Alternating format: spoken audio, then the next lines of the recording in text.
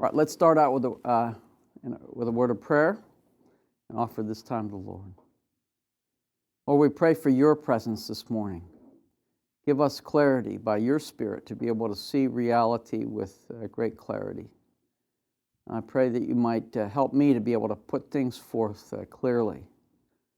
I pray that the words of my mouth and the meditations of our hearts might be acceptable to you, O Lord, our strength and our Redeemer. Amen. Well, I'm going to be dealing with in this session an argument for God's existence. It's sometimes been called the cosmological argument, or it's an argument from cause and effect. And I'm going to try to give a simple form that I think is very usable by any of you. But the problem is that the objections to it can be many and diverse and very complex and philosophical. But I will try to at least address the main objections here and try to illustrate to you how you can drive home this argument from a number of different angles and perspectives. But first, a comment on the place of arguments for God's existence. Certainly, there are many arguments that can be given on many different levels. But you often find that they may not be equally persuasive to people. That there's a psychological factor that often goes with an argument. Sometimes the argument that's my favorite argument will not connect with another person. Sometimes an argument that I think is not so persuasive will connect with someone, and they'll say, wow, I hadn't thought of that before. That's very helpful for me to think about. So that arguments may be valid and may be logical, but may not be equally effective with people. So that you need to understand that and be able to find something, if you're going to use one, that will be helpful to people. In many cases, to argue for God's existence is not something that people will sit down and listen to. It might take a while to do, although I think I have a friend, Mike Marshall, who claims to be able to give the whole argument in 3 minutes. And I think you can. You can give an argument for God's existence in 3 minutes. I've done it with taxi cab drivers. I've done it with my son when he was 5 years old, and I'll mention to you that story in just a minute. It takes a while to unpack all of the things that are involved in it, but nevertheless, I think you can do it. And I think the argument I'm going to give you this morning, you could do in 3 minutes. But you have to work a while to understand it and be able to address the various objections to it. Just a couple more thoughts on arguments for God's existence. You can start at various levels. We talked about earlier the difficulty of maintaining the universal negative. For instance, that God does not exist. And perhaps if you've seen this whole series, or been part of this whole project that we've been dealing with, you'll remember the Golden Alaska analogy. And that analogy says, well, what would you have to know in order to know that there's no Golden Alaska? Well, you'd have to know the borders of Alaska, how deep Alaska goes, and dig up every square inch of Alaska. Because if there's 1 square inch you didn't dig up, you might find gold there. On the other hand, how would you go about proving the positive statement that there is gold in Alaska? Well, you would just find 1 piece of gold. And presumably, if you found 1 piece, you'd find it a lot sooner than by proving the negative. Now, to move it up to a higher scale, what would you have to know in order to know that there is no God? You'd have to know everything, because if there's one thing you didn't know, it might be God. Now, that's not an argument for God's existence. It talks about the difficulty of maintaining God's non-existence in a dogmatic sense. So perhaps that observation might be helpful, at least to get someone to think about what you're going to present. A second kind of argument that we've pursued in some ways throughout this course is a presuppositional argument. And that would be taking people's ideas or theories and pushing them to the logical conclusion of their false assumption. Or on the other hand, taking certain ideas that people believe and pushing them towards an adequate basis for their highest aspirations. That's a very important thing. Like with atheism, we've tried to illustrate earlier that if you push atheism to its logical conclusion, it leads to a rather grim, meaningless universe, where, as Bertrand Russell says, you build your life on the basis of unyielding despair. There's no solid basis for morality or meaning or significance.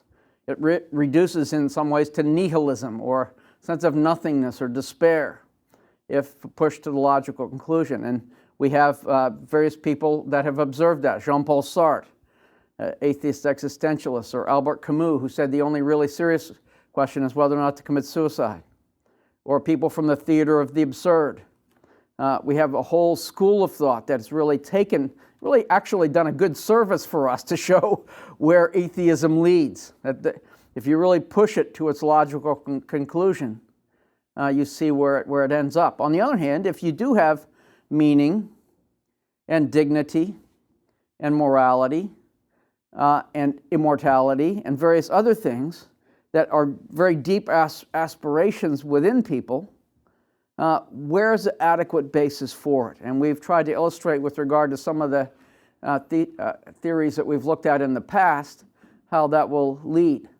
Now, I think that it's important to be able to do that, to get people to think about the implications of the views that they hold to.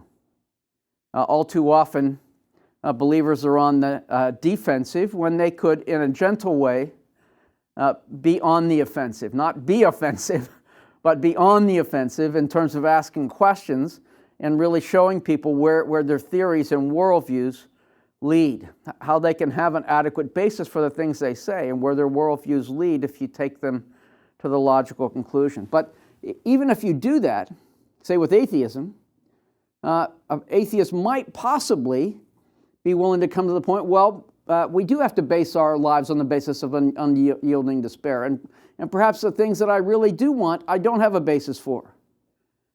So people might be able to accept the logical conclusion of their false assumptions or the adequate basis for their highest aspirations. It would at least make people think that maybe their theories are inadequate to address reality and inadequate to address what they really want within their lives. So that's a value. But it's good to go another step beyond and provide a positive argument for your position. And that's what we're doing in this session, is to look at an argument for God's existence, or actually we're going to look at another one, the argument from desire, in a later session, to come at it from two different angles. Now, there are many arguments for God's existence. We addressed earlier something of the moral argument for God's existence. Peter Kreeft, in his book, Handbook of Christian Apologetics, gives 25 arguments for God's existence, all of which he thinks are valid. So there are many different approaches you can follow. And I'm just going to give one in this session and one in a later session to illustrate a couple of the different kinds of arguments that can be used. And the argument that I'm going to give you is the cosmological argument again. And it can be stated very simply. I remember one time my son, Trey, when he was about 5 years old, he's always been a deep thinker. And he particularly thinks deeply late at night, right before he goes to bed. Now maybe it's an evasive technique to stay up later, I don't know, but I don't think so. I think it's actually when he puts, when the room is dark and he's there, all of a sudden his thoughts come to the surface. All those things that distract him go away, and he can really talk about the things that he's been thinking about. So about 5 years old, one time he was sitting in bed late at night and he said, "Dad, I have a question that even you can't answer." And he said, "Who made God?" And I said, "Well, I think I can give you an answer. I can give you an answer in probably 3 minutes or less. But I'm not sure you'll be able to fully grasp the answer to it. But I think it's nevertheless a valid argument." And I've done this kind of thing again with taxi cab drivers. And here's the way the argument goes. I'll state it very simply, and then I'll unpack one by one each of them. The way the argument goes is this. Something exists now. If something exists now, then something has always existed unless something comes from nothing. and that something that's always existed is most likely either the universe or one who's created the universe. And if you can eliminate the universe as being that which has always existed, you're left with the one who's created the universe. That's the way the argument flows.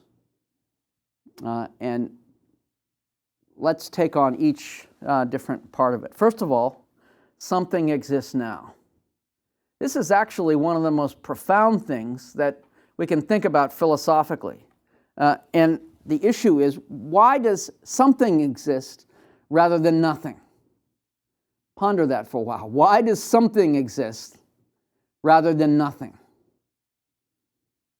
Meditate on that for a little bit. It will short circuit your mind. I mean, why is anything here? Why does anything exist? Why is there not nothing that exists?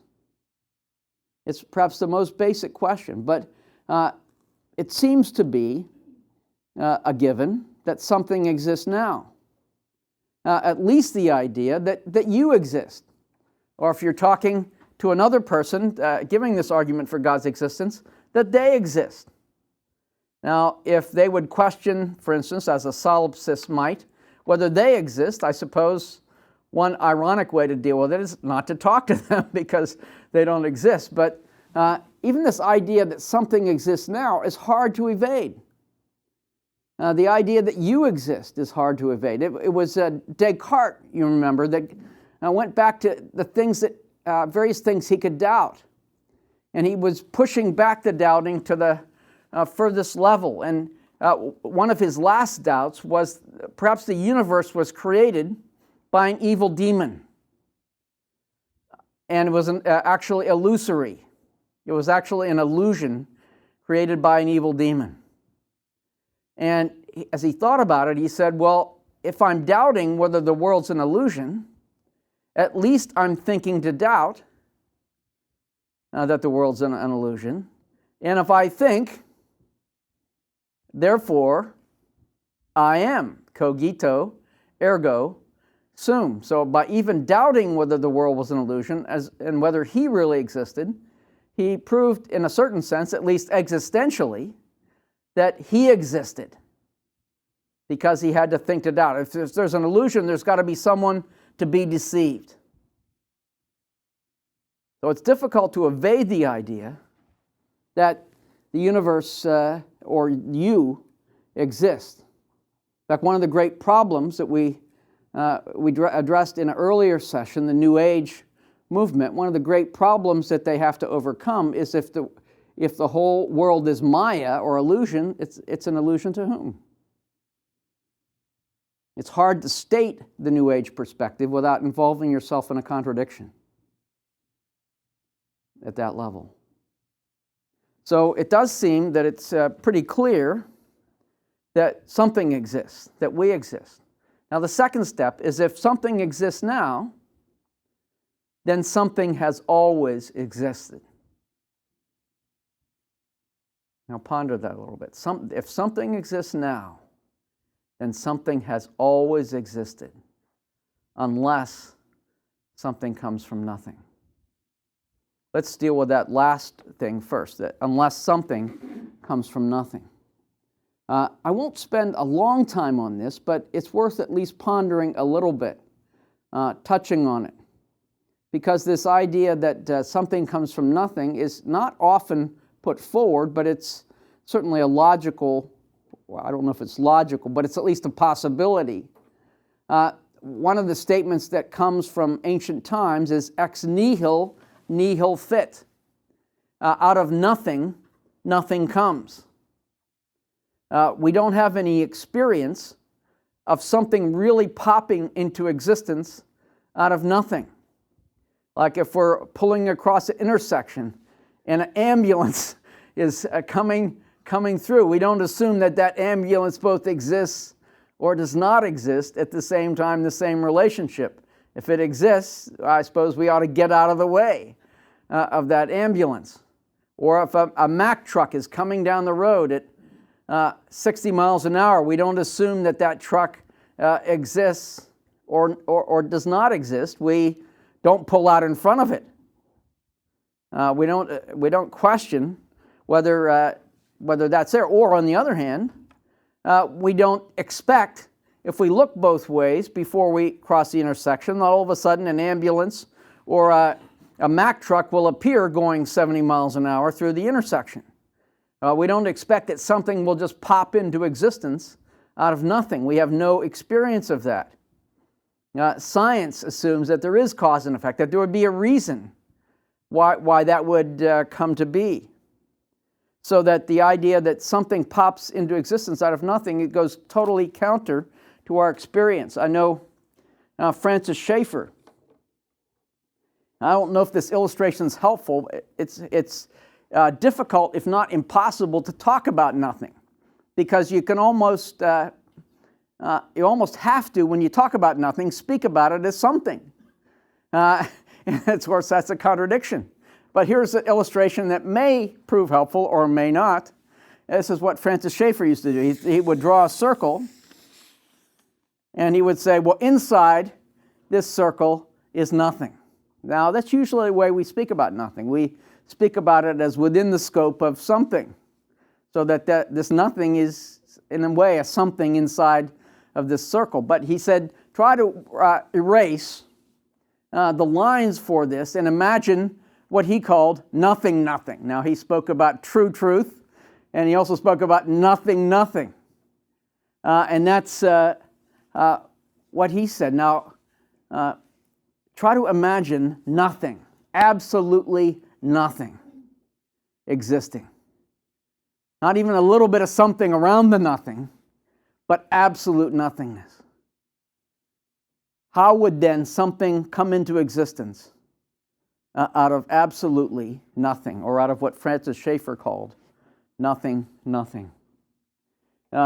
It's something that scientists or philosophers don't postulate nothing as the source for the universe, because it seems like a move of desperation. If you ask people what's their answer to the origin of the universe, and they say nothing, that seems like evasive. It's not a satisfying answer. So most people choose another route, and that is to say that the universe has been here forever, that we have an infinite series of finite causes going back forever. So usually the two options that are pursued are the universe or one who created the universe. Just to put it a slightly other way, really it's the same basic idea, I'm just stating it slightly differently, is what Francis Schaeffer spoke about. He said when it comes down to it, there are only three options, three and only three for the origin of the universe. There are really not many. And this is worth even putting forward and getting people to think about. You have the idea of nothing, or secondly, the impersonal,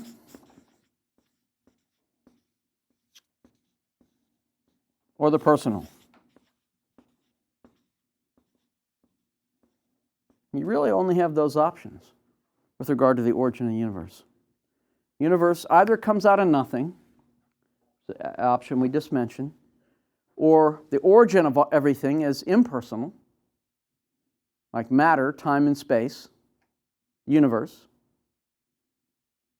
or the origin is personal. It's just another way of putting this, but more using the personal, impersonal as being the two. And this covers the waterfront, really, as far as the three options, through which we can view that something that's always existed. So we're going to spend the rest of our time dealing with the idea of the impersonal, or this idea that the universe is that which has always existed. Now, if you can show in any way, use any argument to show that that's unlikely or impossible, you have won your case. And actually, there are several arguments that can be given, some logical and some scientific. I mean, one is to show that that it's impossible to have an actual infinite number of finite things. Another is to show that it's impossible to have an infinity with respect to time in the past. Another is to look at the Big Bang theory, and another is to look at the second law of thermodynamics. And really, I'm going to address very quickly the first two because they're somewhat difficult to grasp and grasp clearly. And then I'm going to spend more time on the scientific arguments, the second law, and the Big Bang. But any one of those, let me make this point, any one of these, if you can establish it, would stand on its own. And if you have all four, it's cumulative. It's just four different arguments for this same idea, that the universe is not eternal. The universe had a beginning. The world had a beginning. That it hasn't just been here forever. That something that's always existed is not the universe. All right, the first is the impossibility of an actual infinite number of finite things. Now, if you want a full study of this, I'll point you to a couple really great sources. One is a book by William Lane Craig, The Kalam Cosmological Argument. Actually, he has 2 volumes on it, both of which are very helpful. One is on the history of the cosmological argument, and another is more of a development of it. Or you can go for a little bit shorter coverage of it to J.P. Moreland's book, Scaling the Secular City. And the first chapter of that book is on the Kalam cosmological argument. And what they argue is that it is possible to think about infinity as a theoretical concept. You know, we have a mathematical symbol for the idea of infinity. But of course, infinity is a very difficult thing to talk about, and we can put it as a symbol, but it's impossible in some ways to fully describe.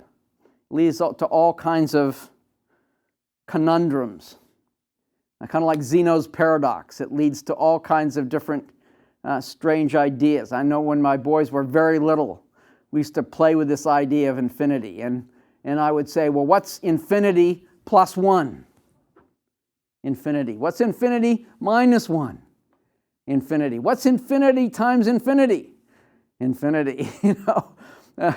It's one of these strange concepts that's difficult to get your hands on. We can talk about it theoretically or put it in terms of a symbol, but we can't really grasp fully what it means. And what the Kalam cosmological argument talks about is that it leads to all kinds of strange paradoxes. This idea of thinking about an actual infinite number of finite things. And I don't know that I'm going to try to fully develop that here because I might lose you in the process. But let me just mention a couple things that they use, and I'll leave you to read the book to get it further. Just think about just the idea, the difficulty of speaking about these things. For instance, he says, imagine a library with an infinite number of books. And it has an infinite number of black books and an infinite number of red books. Now, if you check out of the library all of the red books, how many books do you have left in the library? Infinite. Does that boggle your mind? That's like Zeno's paradox. Or let me just give you another illustration. It was given by someone in the Middle Ages, and it was by Bonaventure. And then, again, this is just the difficulty of talking about this idea. Imagine, say that, just theoretically speaking, that the sun and moon have been around for infinity. I'm not saying that scientists would say that. I'm just saying imagine that, just for an illustration. And each revolution of the sun equals 12 revolutions of the moon. All right, if there's an infinite number of events passed, then the number of revolutions of the sun would equal the number of the revolutions of the moon, even though it's 12 times greater. Now, does that boggle your mind? Well, perhaps you think I'm playing word games here, but it's really difficult to speak about or even think about an infinite number of finite things past. And it's part of the argument that there's the idea of potential infinity, and the idea of actual infinite number of finite things is inconceivable or inexpressible and actually could not be. Is what the kalam argument argues. Well, I don't think I've fully made my case here, but go to the books and be able to do it. Another argument, which again is difficult to grasp, unless you ponder on it in a while, is it's impossible to have an infinity past with regard to time. Now, this is also very difficult to grasp. I'll try the best I can to be able to make the point. But you could imagine infinity going past in time and coming up towards the present. Now, again, it's very difficult to even think about these things, but imagine, this is about the best I can do, imagine starting in the present and counting back or going back in a reverse order to I suppose not a beginning, but just keep going back.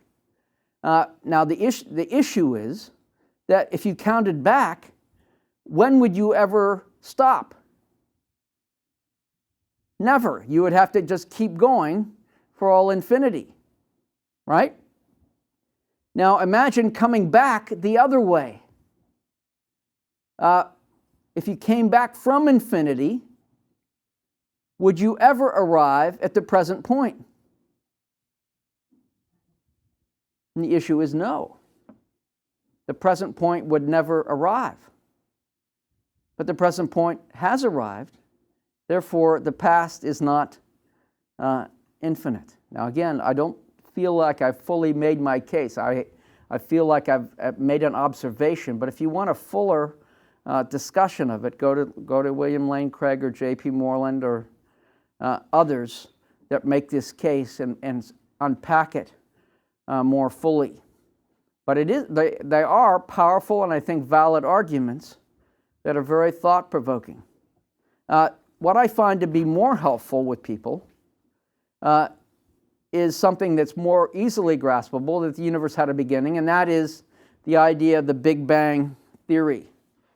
And the idea of the Big Bang theory, I'll put it simply, and then we'll talk about it a little bit more in terms of its history, and at least sketch some of the reasons why people think even more so now than before that it's true, that the universe went back to an infinitely dense piece of matter.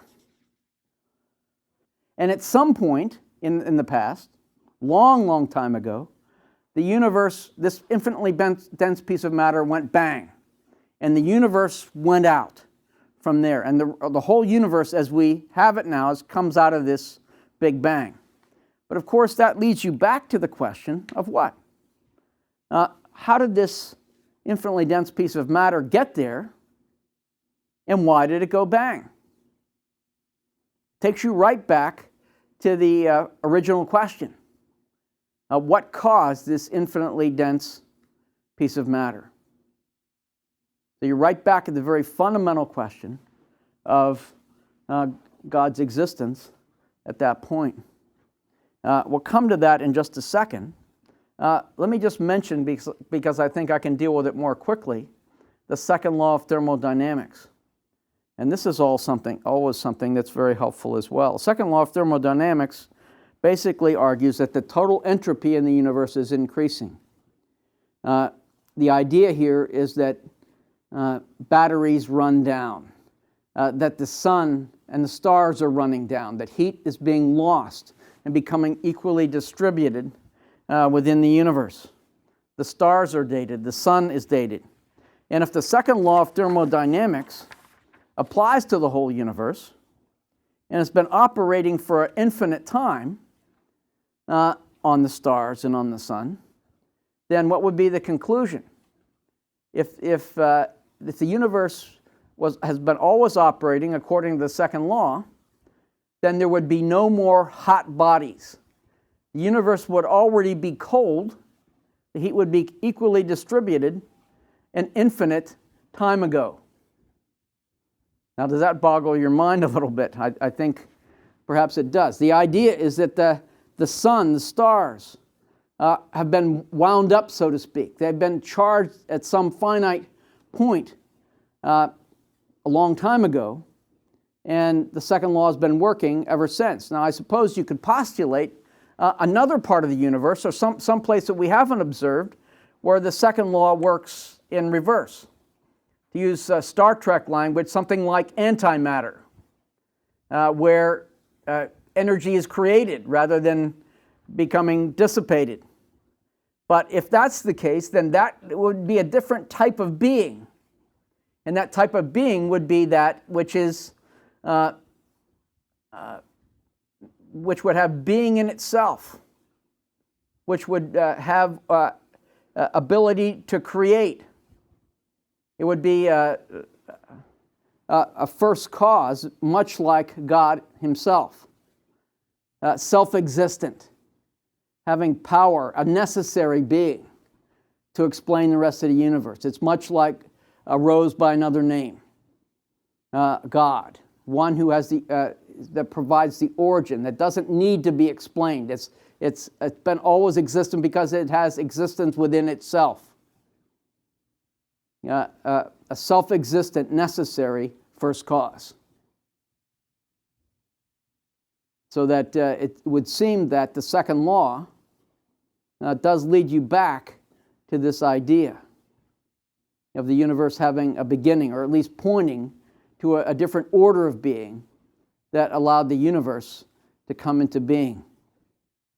The Big Bang Theory, going back to this infinitely dense piece of matter, has been held for a while. Back in the early 20th century, there was a Dutch astronomer, Wilhelm de Sitter, and he was reflecting on Einstein's theory of relativity, and he predicted an expanding universe. And he postulated that if the universe is expanding, then it was once closer together. The universe is blowing up. In other words, it had a beginning. Einstein, when he heard about the theory, he was initially irritated and didn't like the implication of this theory. In fact, in order to counter it, he invented a new force called anti-gravity, as well as a cosmological constant, to try to disprove this idea of a beginning. Later, Einstein admitted that this cosmological constant, postulating it, was the biggest mistake of his life. But he was evading this idea, or the implications of this idea, that the universe had a beginning. Later in 1920, Edwin Hubble discovered through a redshift, he said, that galaxies were moving rapidly away from each other, that space is getting bigger, that space was expanding along with the universe. Scientists realized that the galaxies were not flying apart because of a mysterious new force, but because of a primeval explosion that happened a long time ago. Some people have even used a number, and I don't quite know how they get it, but a number like 15 billion years ago, where the universe was compressed back into a piece of matter smaller than an atom. And then a big bang happened, and Steven Weinberg describes this. The universe was filled with light. The temperature, he postulates, was 100 trillion degrees centigrade. And protons and neutrons formed into atoms, and gravity drew them into galaxies and into stars, so that all of our matter and the Earth go back to this Big Bang, this, so to speak, creation event that happened a long, long time ago. Hubble had Hubble's law, which says the further away a galaxy, the faster it's going away. It's not drawn in by gravity, it's actually going out at escape velocity. So the question is, if this bang went out, is it like a oscillating universe? Is it going to go out and then be, by the force of gravity, be drawn back in? And this idea of Hubble's law says it's going out, and it's going out faster and faster. So it's not slowing down, being drawn in by a gravitational pull, but it's going out at escape velocity. Some astronomers were very distressed by this idea, though. Arthur Eddington said that this concept of the Big Bang was preposterous, incredible, repugnant, Physicist Philip Morrison said, "I find it hard to accept the Big Bang. I'd like to reject it." Alan Sandage of Carnegie Library said, "Such a strange conclusion cannot really be true." Now, why do you think they would say that? Well, because it goes counter to some of their beliefs. It involves, we can put it different ways, a moment of creation, a singularity.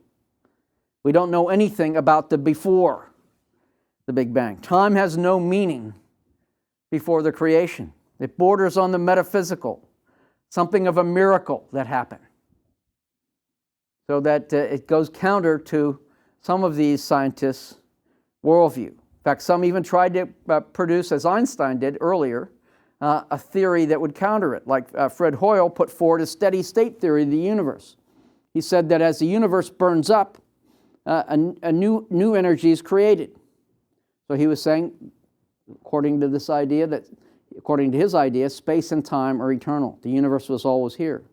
And in 1959, 2/3 of astronomers and physicists believed in this steady state. So we had a real battle going on between the Big Bang and the steady state idea of the universe.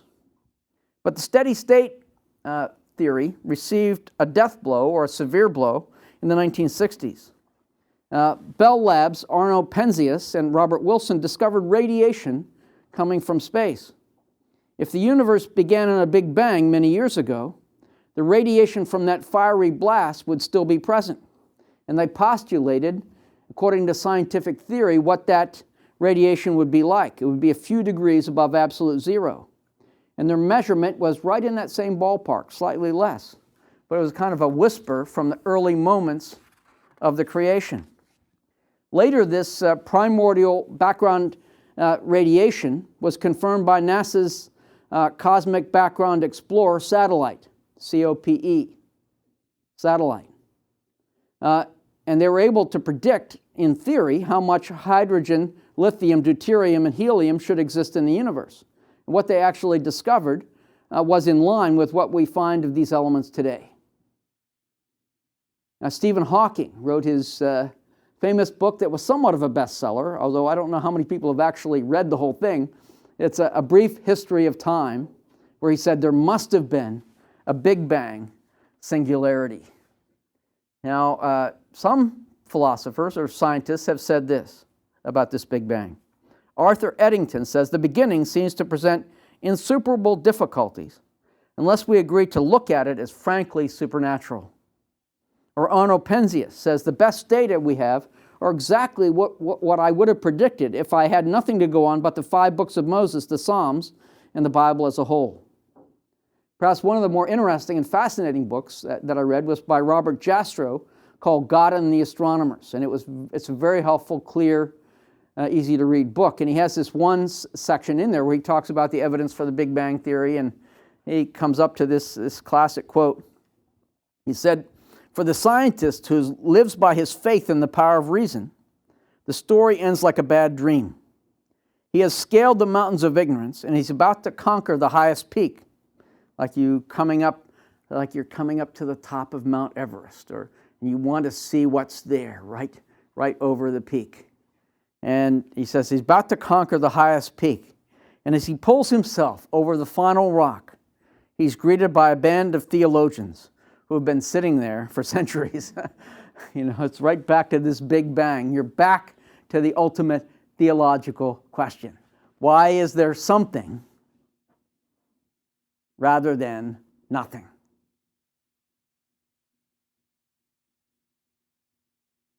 All right, so you're back to the most fundamental questions.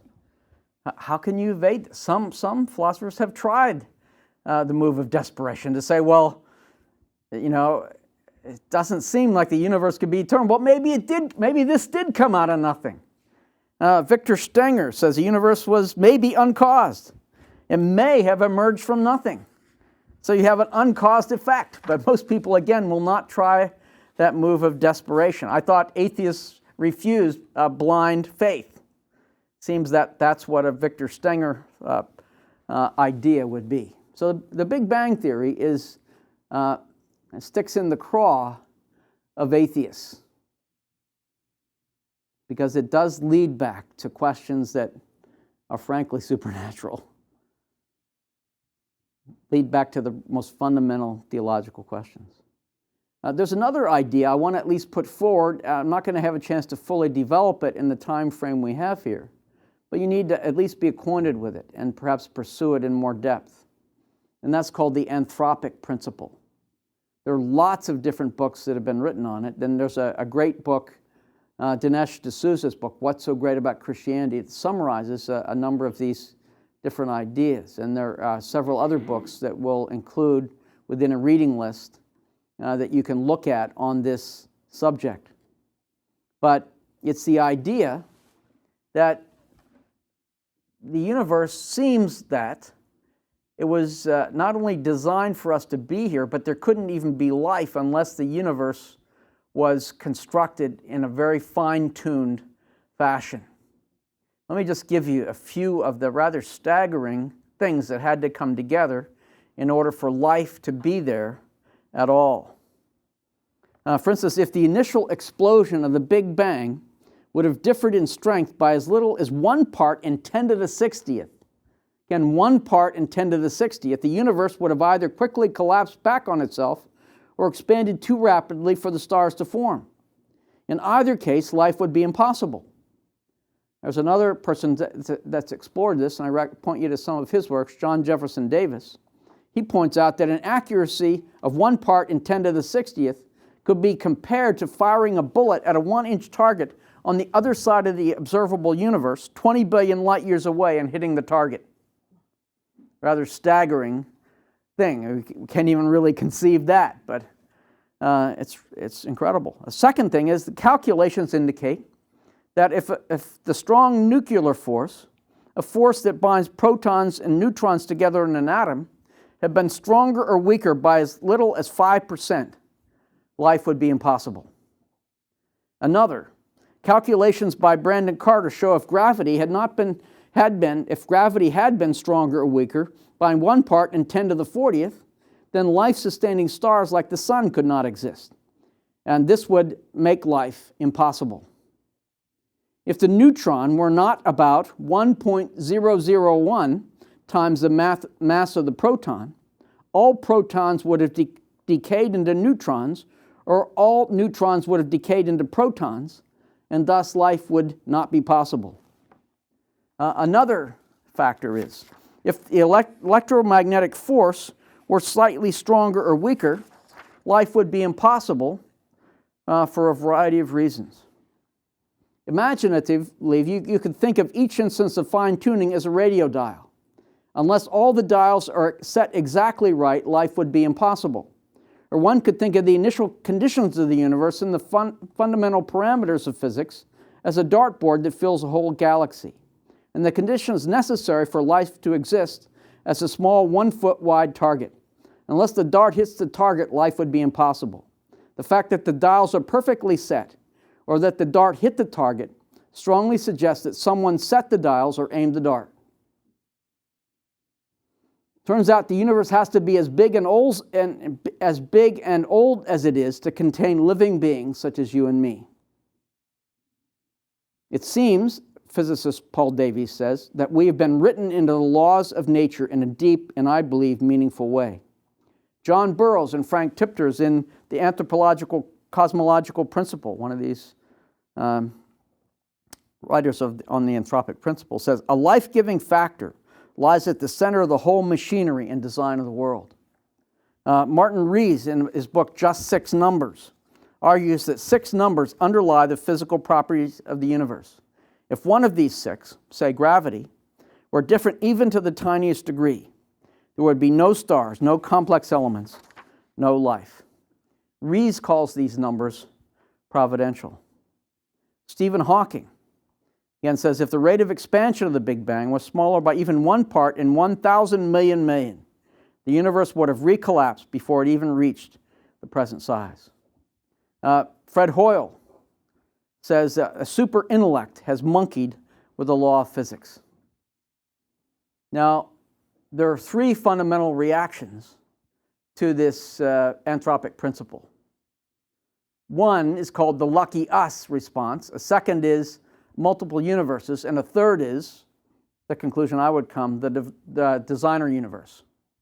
The first one, the lucky us idea, is this. The universe is an accident. Whatever the odds, the cosmic dice must have rolled lucky sevens. It just happens to be, we're here, so the improbable, the incredibly, impossibly improbable must have happened. But as many people argue, the anthropic principle does not say, given the billions of stars in the universe, it's remarkable that life turned up on our planet. Rather, it says the entire universe had to be formed the way it is to contain life at all. Antony Flew, who was perhaps in the last generation the most famous atheist, he's one that all the Christian theologians and philosophers debated. He was the most adamant. But Antony Flew always claimed that he would follow the evidence wherever it leads. And recently, in these past few years, he's become a theist. He's not yet become a Christian, but he's become a theist. And part of that was finding a valid form of the cosmological argument. And another was looking at the anthropic principle. It just is too fine-tuned, too improbable to lead to the lucky us kind of approach to things.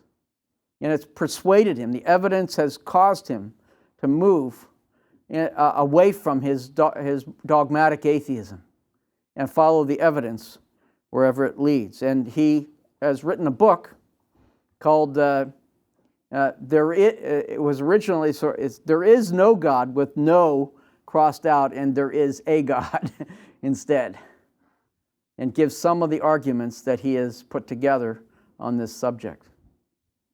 There's been some controversy about the book, and in some other lectures I give sources and some thoughts on it. You can go to on the C.S. Lewis Institute website. In any case, he really thinks that, as Lee Smolin says, that luck will certainly not do here. We need a rational explanation of how something this unlikely turned out to be the case. After a while, this lucky us just is not persuasive. It's just too miraculously fine-tuned. But a second move that people take is the multiple universes idea, or the idea that there's perhaps an infinite number of universes where each universe has its own set of laws. Now, the attraction of this, and it's something that appeals to atheists such as Richard Dawkins and Dennett, that if you multiply universes, then you can get more probabilities in here. If you have an infinite number of universes to work with, then I suppose it becomes more possible that the improbable could happen, given every physical condition, every arrangement of matter and energy would be realized, and everything that could happen does happen. However, it seems to be a move of desperation, because what's the empirical evidence that this is the case?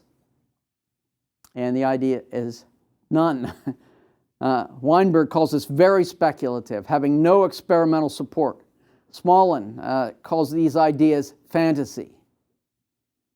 It's a move of desperation. Usually, Richard Dawkins points to Occam's Razor. You always pick the simplest possible explanation. And in this case, he multiplies complexities and makes it infinitely complex in order to come to his own conclusion, which seems to go directly against what he argues in other places. Occam's Razor is the most simple explanation, would be that which is preferred. There are other books that have argued along this line, and I point you to them. One of them, by Francis Collins, called The Language of God, is a very helpful book addressing some of these issues, from the idea of DNA and genetics, and he also addresses various aspects of the anthropic principle in his work as well. And it's very persuasive. Scientists have to wrestle with this kind of issue.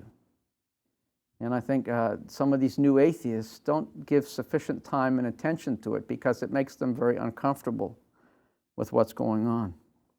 So you have not only the evidence that's out there, but I think that there's plenty of evidence for God's existence, as I mentioned, from various other sources. And we pointed to some of these in the past, and we will look at a couple more in the future lectures in this series. One is, and we're not going to spend a lot of time on this, that's not been explained, is how do we have the origin of life? How do you get life from non-life? This is not something that's been explained. It seems very difficult to do so. How do you get consciousness from unconsciousness?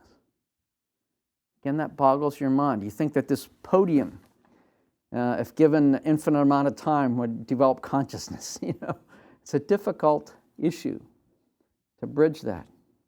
How do you get rationality from the non-rational or irrational universe?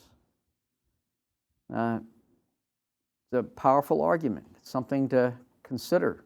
We've addressed it a little bit in previous lectures in this series, but it's something to ponder. How do you get the moral out of the non-moral? We looked a little bit earlier in this series at the moral argument, which goes something like this, that unless God exists, there is no evil or good. Second premise, there is evil and good, therefore God exists. We talked about that earlier, and it's particularly the argument that I give in my book, True Truth. We're going to look at in a later lecture in this series at the idea of love. Darwin says that if you could just show me one act of truly other-centered, any act that's truly other-centered, it would annihilate my whole system. Anything that would go counter to what Richard Dawkins calls the selfish gene. Any truly unselfish act, it would annihilate my whole system. We're going to look at that later. So there are various angles that you can come into on top of this. You add the teleological argument. Or how do you get the personal out of the impersonal? Many other issues that could be explored. I point you back to Peter Kreeft's book, Handbook of Christian Apologetics. There are many different angles. So that you can go out to the universe, the Antropic Principle, or the Big Bang, or the second law. You can go to some logical arguments, as in the kalam cosmological argument, or you can just start even just within yourself and look at just the idea of life itself, or consciousness, or rationality, or morality, or love. All of these are pointers towards the existence of God. Well, let's close at that point.